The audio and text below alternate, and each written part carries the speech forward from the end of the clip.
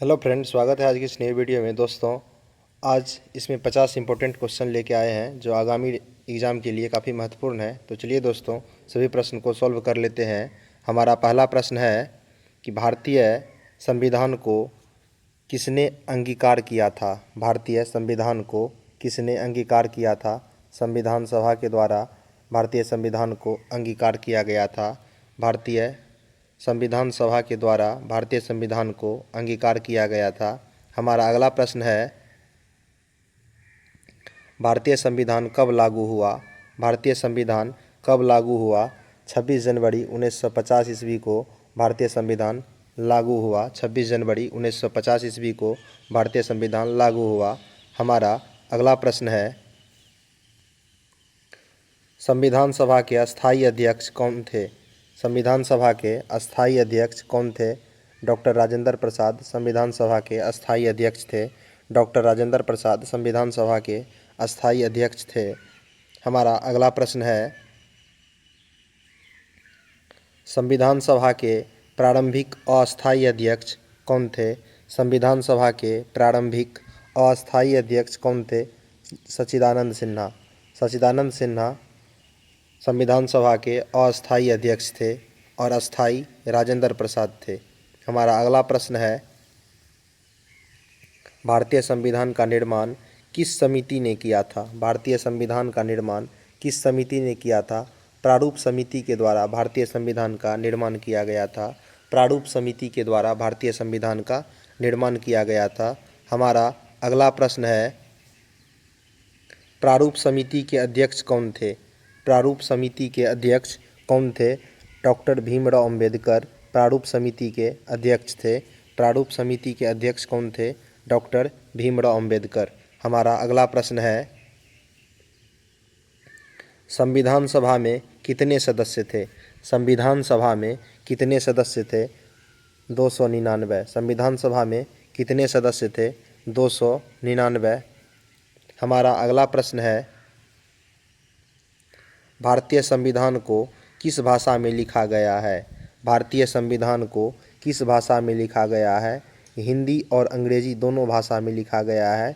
भारतीय संविधान को किस भाषा में लिखा गया है। हिंदी और अंग्रेजी दोनों भाषा में। हमारा अगला प्रश्न है, भारतीय संविधान की मूल प्रति लिपि में है। भारतीय संविधान की मूल प्रति किस लिपि में है। तो देवनागरी और अंग्रेजी दोनों में लिखा गया है। भारतीय संविधान की मूल प्रति किस लिपि में है। देवनागरी और अंग्रेजी। हमारा अगला प्रश्न है, संविधान सभा का गठन किस योजना के अंतर्गत हुआ था। संविधान सभा का गठन किस योजना के अंतर्गत हुआ था। 1946 कैबिनेट मिशन के अंतर्गत भारतीय संविधान सभा का गठन हुआ था।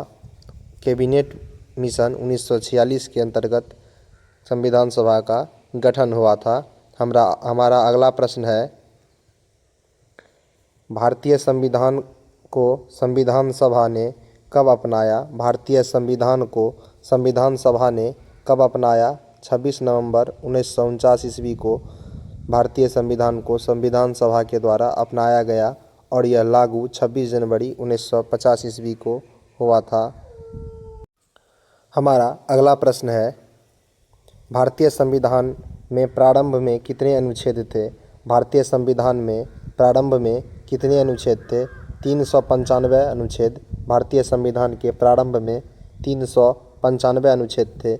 हमारा अगला प्रश्न है, संविधान सभा ने संविधान बनाने में कितना समय लिया। संविधान सभा ने संविधान बनाने में कितना समय लिया। 2 वर्ष 11 माह 18 दिन। 2 वर्ष 11 माह 18 दिन। भारतीय संविधान बनने में कितना समय लगा था। 2 वर्ष 11 माह 18 दिन।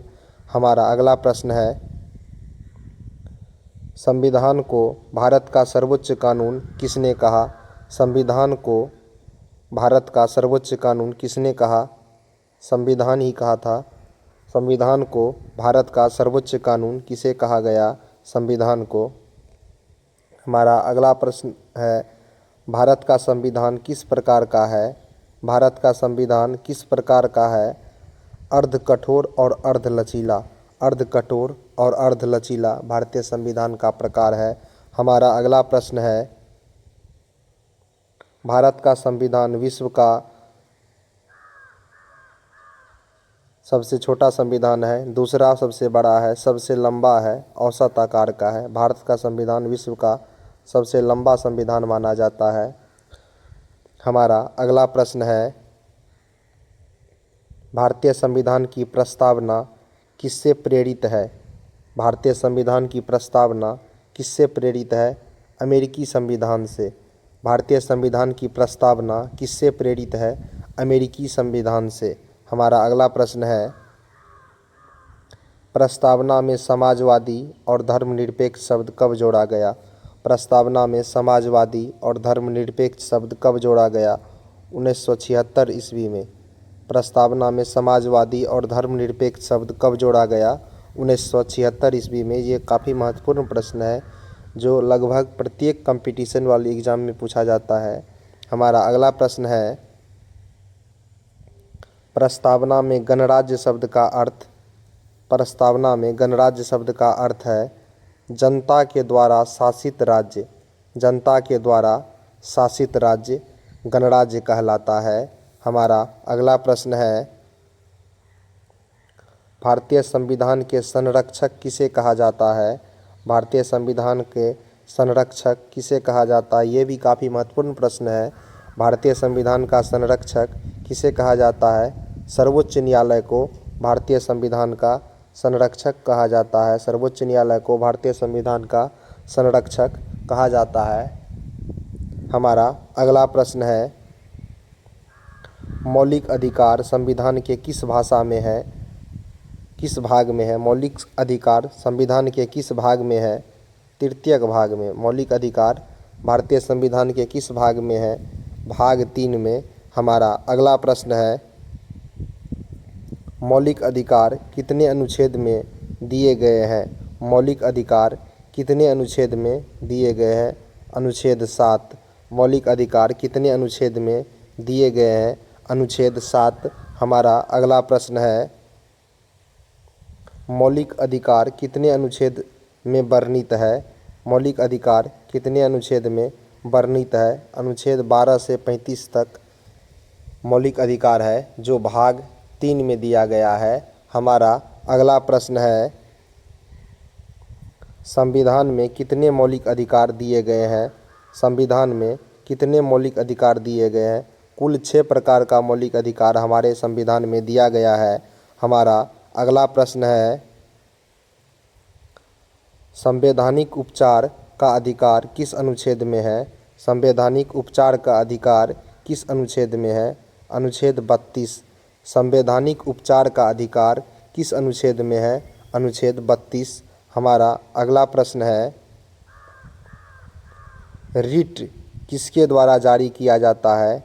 रिट किसके द्वारा जारी किया जाता है? सर्वोच्च न्यायालय के द्वारा रिट जारी किया जाता है। हमारा अगला प्रश्न है, संविधान के किस अनुच्छेद में जीवन और व्यक्तिगत स्वतंत्रता का अधिकार है? संविधान के किस अनुच्छेद में जीवन और व्यक्तिगत स्वतंत्रता का अधिकार है? अनुच्छेद 21। अनुच्छेद 21 में जीवन और व्यक्तिगत स्वतंत्रता का अधिकार है। हमारा अगला प्रश्न है, संविधान के किस भाग में राज्य नीति के निर्देशक तत्व है?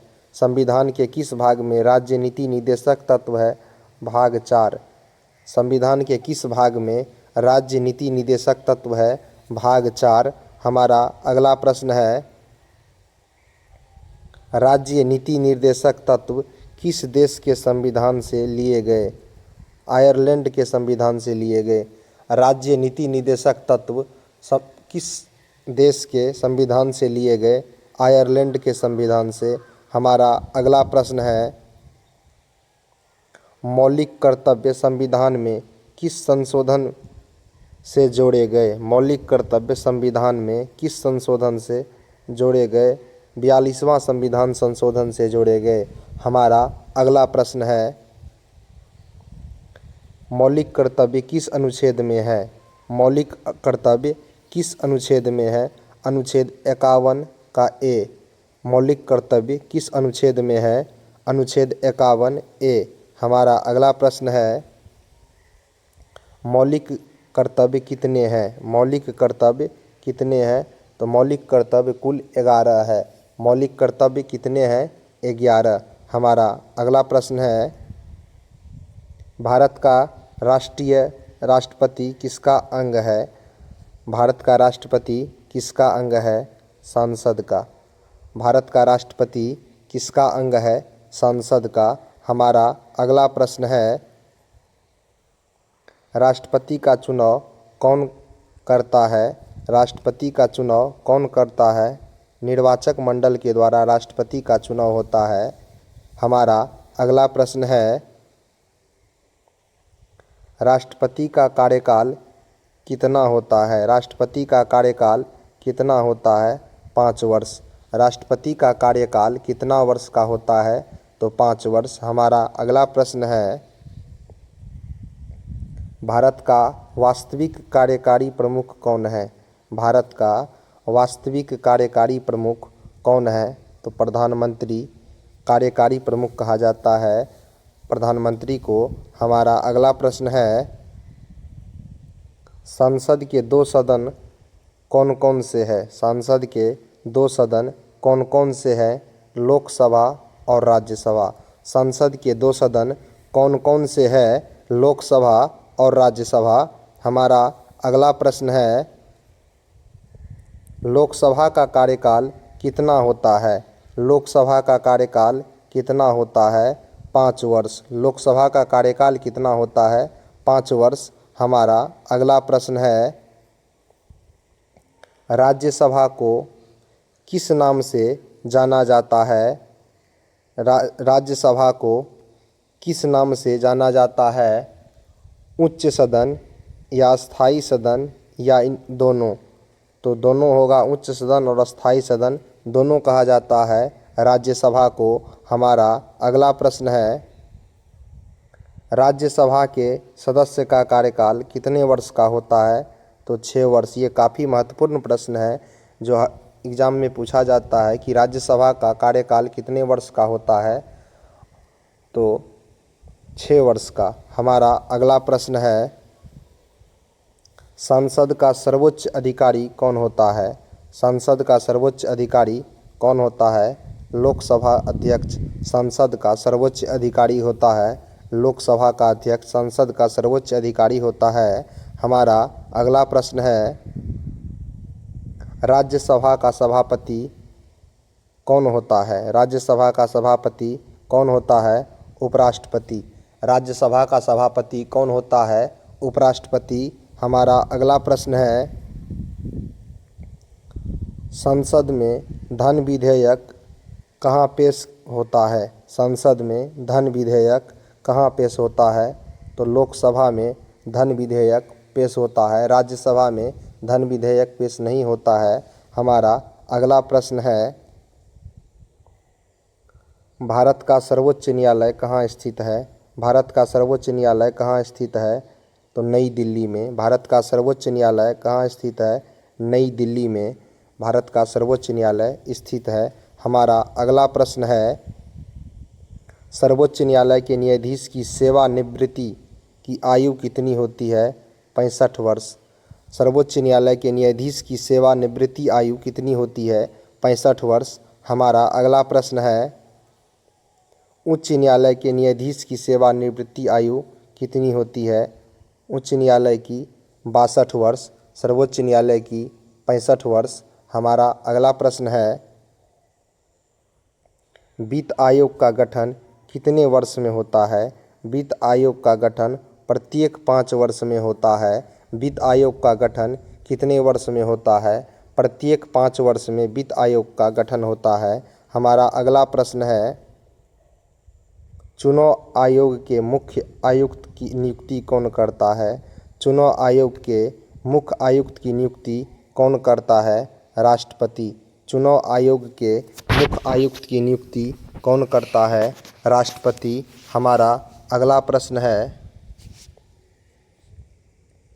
संविधान संशोधन की प्रक्रिया भारत में किससे प्रेरित है? संविधान संशोधन की प्रक्रिया भारत में किससे प्रेरित है? दक्षिण अफ्रीका के संविधान से। हमारा आखिरी प्रश्न है, भारतीय संविधान की प्रस्तावना में भारत को किस रूप में वर्णित किया गया है? भारतीय संविधान की प्रस्तावना में भारत को किस रूप में वर्णित किया गया है? तो संप्रभु, समाजवादी, धर्मनिरपेक्ष और लोकतंत्रात्मक गणराज्य। संपूर्ण समाजवादी, धर्मनिरपेक्ष, लोकतंत्रात्मक गणराज्य के रूप में भारतीय संविधान की प्रस्तावना में भारत को वर्णित किया गया है। तो फ्रेंड्स, ये रहा 50 इम्पोर्टेंट प्रश्न। यदि वीडियो अच्छी लगी हो तो चैनल को सब्सक्राइब करें और वीडियो को लाइक कर दें और अपने दोस्त के साथ भी शेयर करें ताकि उसे भी आगामी कंपटीशन एग्ज़ाम के लिए प्रिपरेशन करने में आसानी हो। तो मिलते हैं नेक्स्ट वीडियो में। धन्यवाद।